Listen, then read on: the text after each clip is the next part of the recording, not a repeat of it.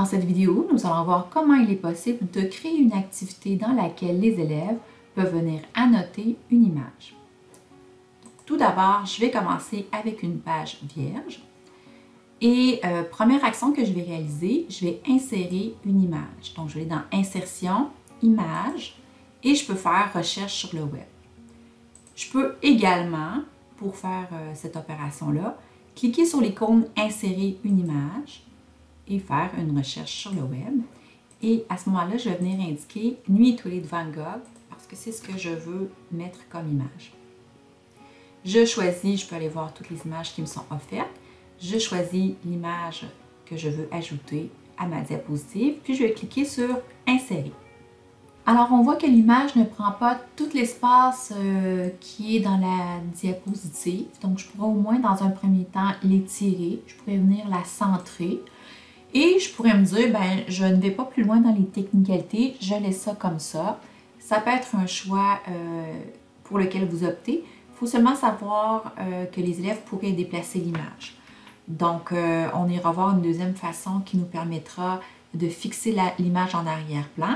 Je vous mentionne qu'on peut également aller changer la configuration de la page si on voulait, par exemple, enlever les espaces restants de chaque côté. Pour la deuxième option, je vais aller sur ma diapositive vierge et je vais faire clic de droite, modifier l'arrière-plan. Je pourrais, avec cette option-là, choisir, par exemple, de mettre l'arrière-plan en noir, ce qui ferait bien ressortir des lettrages blancs ou de couleur pâle. Ce que je veux plutôt faire pour ma part, c'est de mettre une image en arrière-plan. Donc, je recommence, clic de droite, modifier l'arrière-plan et je vais prendre la deuxième option, c'est-à-dire sélectionner une image. Donc, je clique sur sélectionner une image et je vais indiquer, je l'avais déjà fait la recherche, donc j'indiquerai Nuit étoilée de Van Gogh et je vais choisir l'image qui me plaît. Donc, prenons la première ici, on la sélectionne, elle va devenir en bleu tout le tour. Je vais faire insérer ensuite et terminer. Le problème qui se pose à ce moment-là, c'est que l'image est étirée. Donc, pour ça, on peut aller modifier la dimension de la diapositive. Pour ce faire, on ira dans Fichier. Je vais descendre et aller à Configuration de la page. Donc, Fichier, Configuration de la page.